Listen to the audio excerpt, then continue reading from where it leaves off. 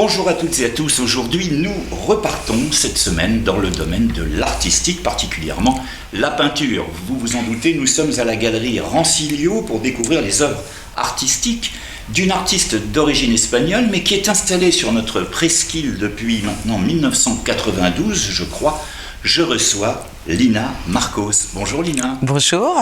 Alors, est-ce que tu connais cette émission ?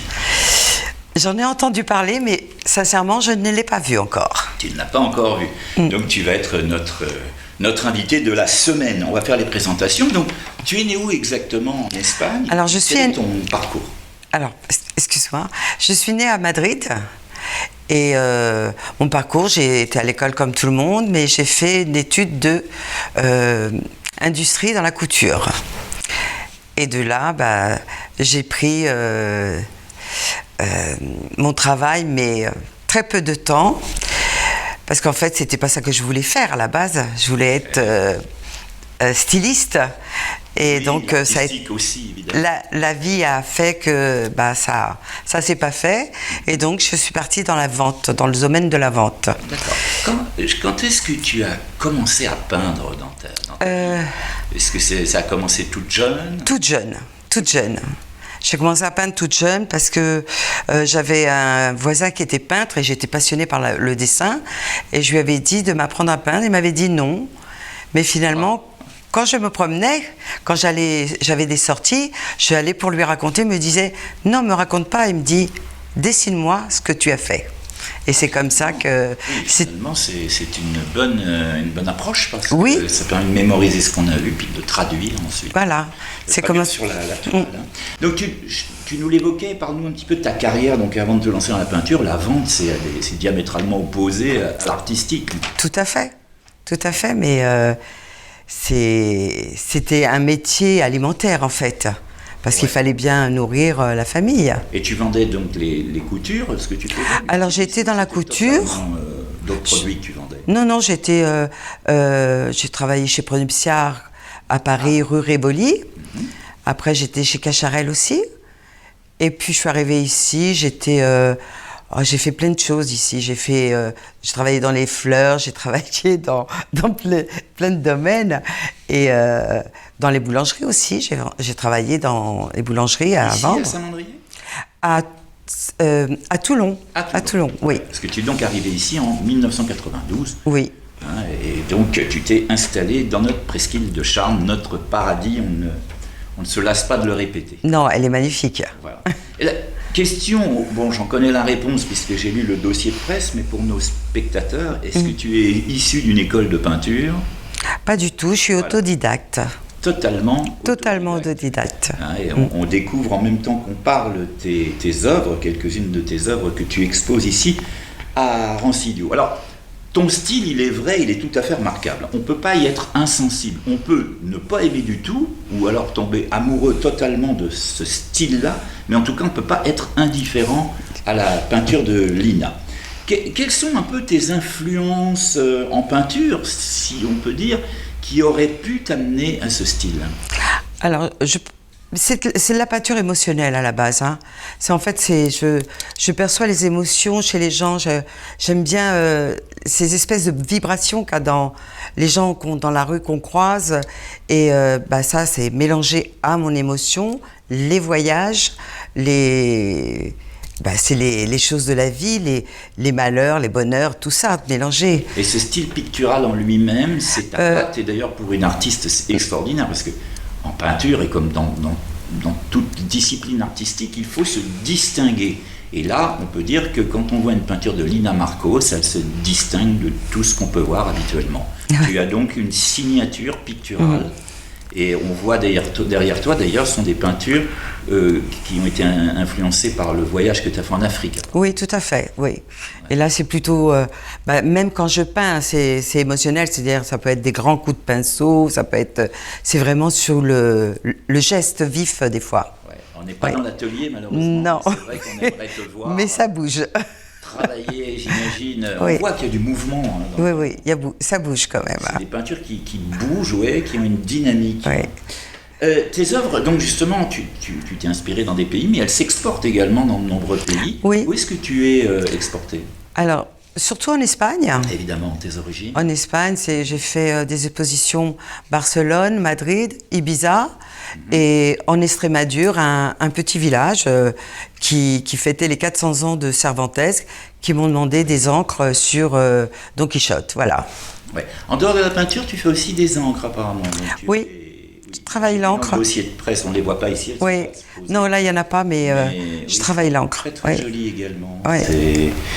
Alors, en dehors de ton activité de peintre, qui, à mon avis, occupe quand même une majeure partie de ta vie, est-ce que tu as d'autres passions?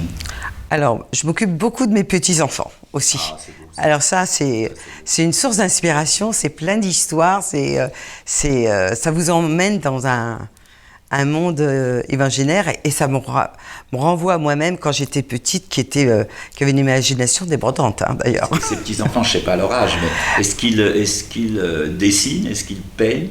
Oui,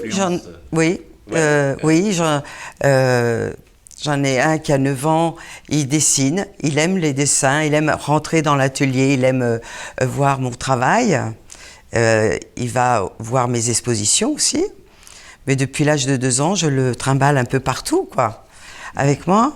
Et puis bon, j'en ai ceux qui ont 4 ans, alors là, ils commencent à s'intéresser, ils dessinent, ils aiment dessiner aussi. Est-ce que dans ta famille, au préalable, tes parents, ou peut-être frères et sœurs, touchaient de près ou de loin à la peinture ou au dessin?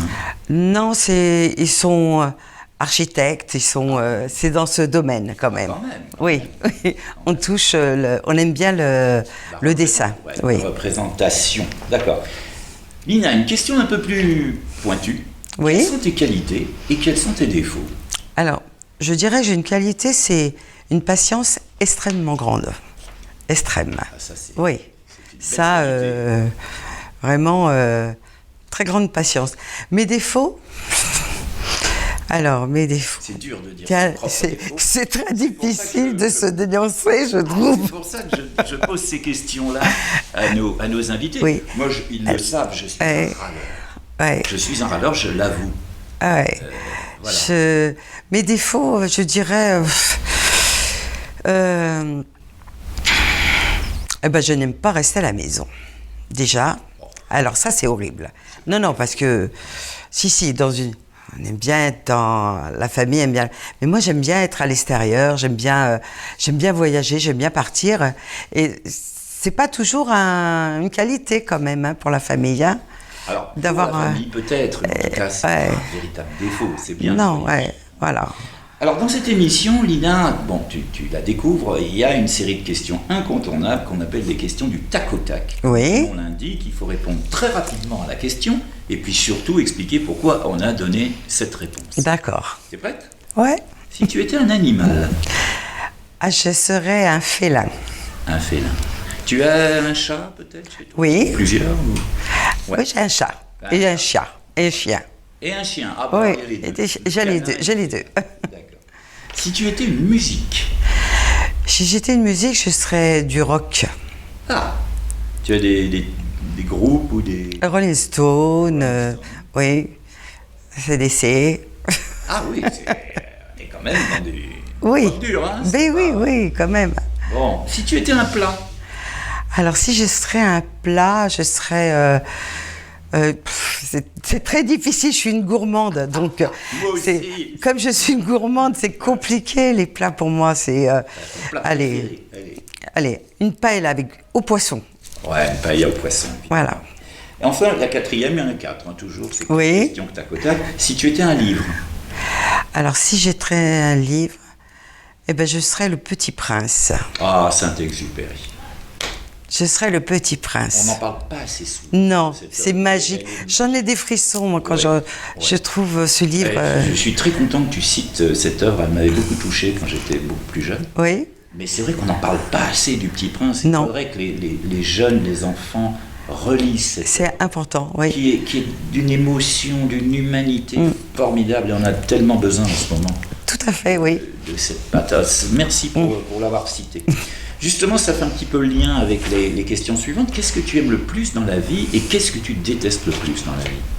Alors, ce que j'aime le plus dans la vie, c'est les gens qui sont directs, les gens qui disent Voilà, qui sont, même si ça blesse, je trouve que c'est constructif.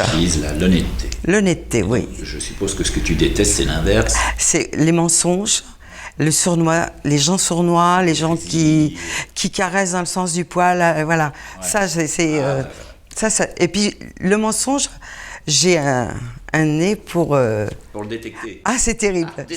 Et ça me blesse, en fait. Ah, ouais, c'est blessant pour moi. Ouais. Je comprends. Si tu ressens, c'est... Oui, cette vibration qui est fausse. Effectivement, effectivement. Chaque invité de notre émission a droit à son message. Alors, si tu avais un message à adresser à nos spectateurs, sur n'importe quel thème, pas forcément la peinture, ou la peinture, bien sûr, si tu as un message à leur adresser, lequel serait-il ? C'est de ne pas briser les rêves des enfants, parce que ça brise les adultes. Ah, c'est une belle projection. Mais est-ce que c'est un peu autobiographique ou... Oui. On ne peut pas dire que tu as été brisée avec quand même toute cette expression. Non, je n'ai pas pu faire les études que je voulais. C'est surtout ça. Et donc, il faut laisser les rêves aller jusqu'au bout. Bon, enfin, je le fais maintenant, mais... Ouais. Ben, c'est un très beau message, encore une fois, que tu nous livres là. En tout cas, Lina, merci beaucoup de t'être prêtée à cette interview. On rappelle que tu exposes donc jusqu'au dimanche 21 mai, à la galerie Rancilio. Après Rancilio, Après, il y a un événement à Saint-Mandrier, un événement le 4 juillet. Oui. 4 juin, pardon. 4 juin. 4 juin, pardon. Oui, qu'est-ce qui se passe ? Oui, 4 juin, à Saint-Mandrier, un événement avec plusieurs artistes. On présente un art atypique sur un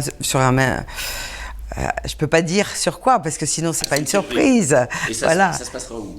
Ça se passe à l'Ermitage ? À l'Ermitage, oui. Et ça sera une promenade et on pourra artistique, voilà. Bon, le rendez-vous est pris. Merci beaucoup encore, Lina Marcos, pour cette exposition, pour que les gens te connaissent encore un peu plus sur notre presqu'île. On a beaucoup de talent sur la presqu'île.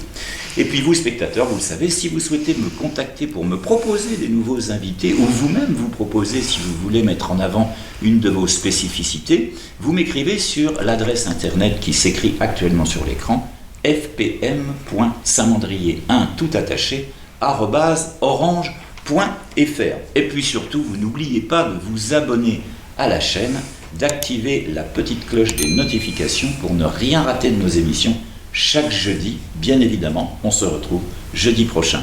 À bientôt, merci.